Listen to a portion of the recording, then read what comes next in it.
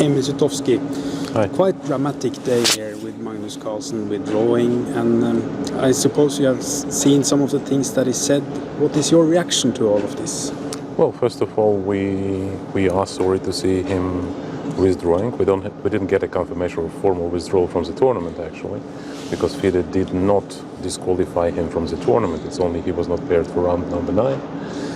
We don't have formal confirmation apart of the interviews that he is verbally saying, but it's not a formal, and Chief Arbiter is addressing him now to actually confirm, because he should be or should be not included in the pairing for round 10 tomorrow. I really feel that it might be some sort of a combination of factors that played a role for Magnus, but as he put it himself, for some reason it became a matter of principle for him, which is very strange and something that we wouldn't like to see, obviously. And for us it was important that, of course, Magnus is Magnus and we would love to see him play. And I think we were very welcoming, not only to Magnus, to his family as well here in New York. And we met several special requests which he had. And of course his participation is important for the tournament, but it would be absolutely not okay to have just a special set of rules for him, because also because rules are the rules for a reason, but also because other participants are respecting the rules. Some of them were actually fined to that effect and had to change. Many of them are fulfilling the rules even if they don't like it, and these rules were not invented overnight. They exist for several years now. The rules have been adopted and proposed and modified by Athletes Commission composed of competitive players, so it's not some bureaucrats sitting, and Magnus knew all of that. So it's just he decided, okay, I don't care. No. But if he doesn't care, what can we do? I mean, you have to care about World Championship, I think. And that's unfortunate, and I'm sorry towards, I know that it's very special in Norway. I've been to Norway for Stavanger tournament, great tournament indeed in May, June this year. And I also spoke to people who were already anticipating by that stage that it's only half a year till the Christmas tournament, as you call it in your country. And I'm sorry that it happened this way, but I don't think FIDE is to be blamed. I think we went extra mile, we even gave more time. We spoke nicely to several people, including Vishy himself, talking to Magnus, talking to Henrik, but unfortunately nothing helped. But this jeans thing today is just the tip of the iceberg for Magnus Carlsen. He says he's, over many years, he's been fed up. He doesn't think this is fun anymore to be in the FIDE competitions. It shouldn't come as a surprise to you when he says it like this. There are several, I think, of course it's tip of the iceberg, as you put it. But anyways, all the competitions he has played, he was always more than welcome. It was also about the World Cup 2023, which he participated in one, and the World Rapid, which he participated every year. And I think he brought the issue of freestyle chess, his project, but I'm sorry, I have to really question his words when he said that, because he never threatened players to if they participate in the series. There was only a question that they cannot have the World Championship title without FIDE approval, and that's the difference. Of course, it's just an independent series of tournaments. They can have it and run it and so on. The question was that you cannot have World Championship without FIDE approving that, and that was basically a point where we disagreed. So with all due respect to Magnus, it's just a disinformation, and I have to refute it completely. So you mean that he doesn't tell the truth? No, I think maybe he doesn't accentuate it correctly, because the whole basically dispute was about the ability of Magnus and Jan and freestyle chess to have the thing aside of FIDE and call it World Championship, and that's indeed what we cannot afford to have. Of course, as we have a very nice partnership with Grand Chess Tour, they're having their tour with all the great players. So never mind, we cooperate, we agree on dates not to clash, and after all, our FIDE most important reason for FIDE is to create for players ability more to play more, to earn more, to have great competitions, and we're only supportive of that. But we are obviously guarding body of chess and the only international recognized organization, and everything which has World Championship next to it, it has to be approved by FIDE, and that's where disagreement lies.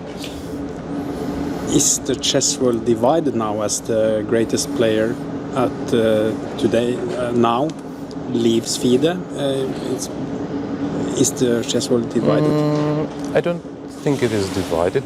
Division means a significant number of people on both sides. I don't feel it at the moment. I feel that FIDE, with the work we do, and in recent years we have a support of vast majority of players. Not just a majority, but vast majority. Of course, there's some criticism here and there, and we accept it. Let's say FIDE circuit, which was organized last year, we had modified it, we did change it, and we take this criticism not lightly. We talk to players. I talk personally to every top player to hear his opinion about formats, about time controls, about scoring system, about way of qualification to candidates. All that is very important, but we also see that FIDE is the only sustainable organization in chess.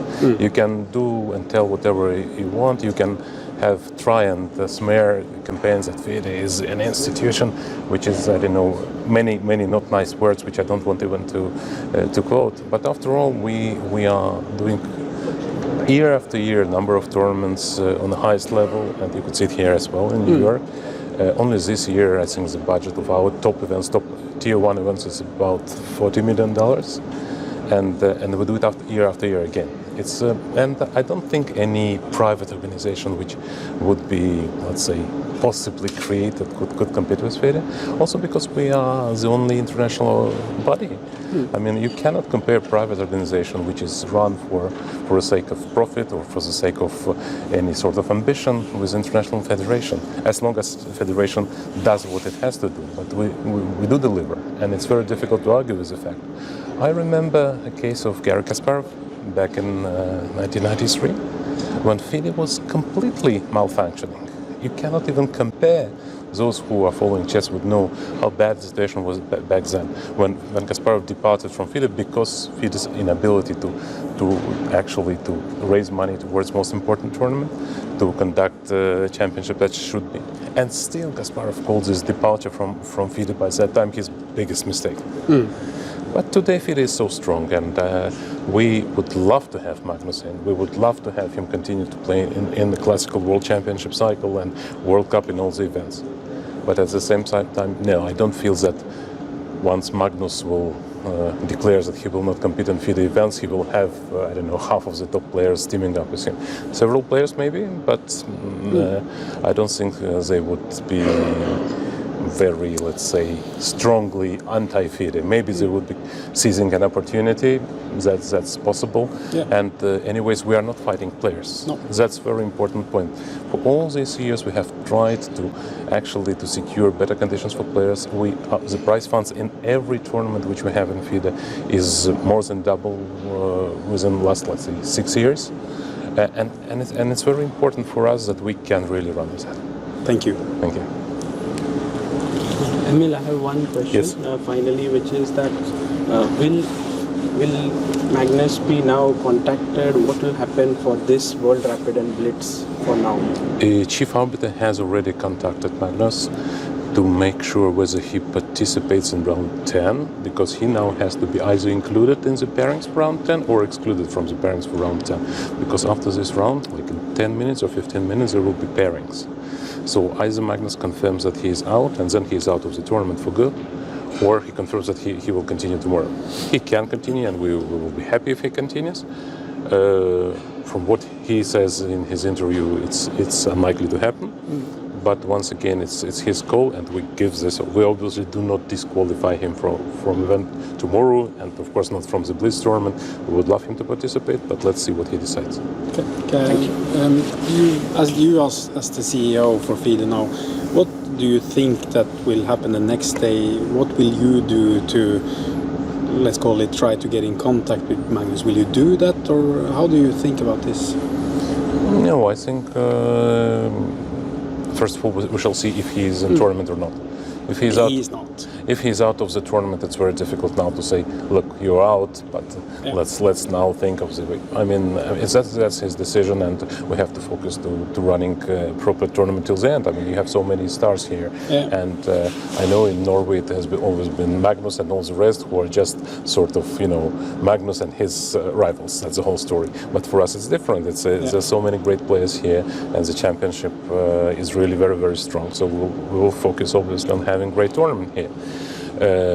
We are not shutting the doors. We are always open to talk. And I know also President Dvorkovich always has been trying to go extra mile in his conversations with Magnus. I'm sorry it didn't happen here, that we couldn't find. But when someone wants to push his principle, which contradicts the rules, then things happen. Have you talked to Mr. Dvorkovich about the situation with Magnus?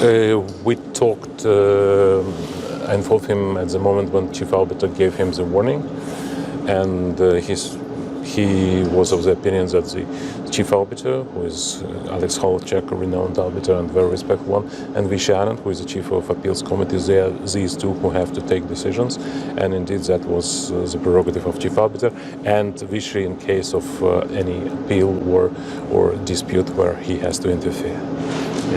You haven't talked to him after? No, we haven't talked. He's in Europe, and so he's in time zone already. It's past midnight.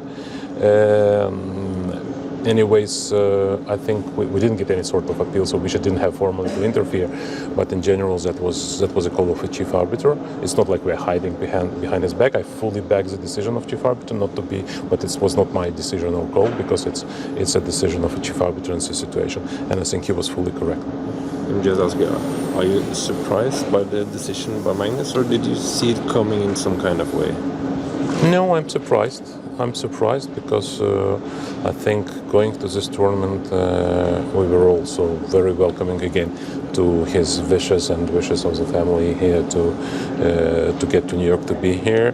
Also, we had a partnership with Take. We had a studio, and Magnus came there, and he had his time and could rest between the games, and also to be interviewed, and basically nothing really brought into scenarios that something could explode. And once again, even with this warning, we gave him more than enough time to go, and there were more than one attempts to actually talk to Magnus and Henrik and in attempt to resolve. I'm really sorry that it happened, but as Magnus put it very clearly, I think he said, I'm just too old for this. Yeah. And what does it exactly mean? That we need to adopt the rules for his feelings, that he's too old to follow dress code, or what's exactly? Yeah. Or we have to abolish the dress code all of a sudden. It just doesn't happen this way. How easy is it to cooperate with Magnus Carlsen and his team? It's never been easy, but we managed to resolve it one way or another. Maybe, let's say, in hindsight, it was too flexible from our side, which brought to a situation when he felt that he can basically impose any of his wish and do whatever he pleases. And but here, I think it's just been too much, and also Chief Arbiter here was, let's say, more adherent to rules, which than some other Chief Arbiters who would do like everything just to not take a formally correct decision. What kind of requests did Magnus make prior to this tournament, and how did you kind of comply with it? Did you fulfill all his requests, or how was it? I don't think it would be fair to go in detail, but we fulfilled nearly all his requests. Thank you.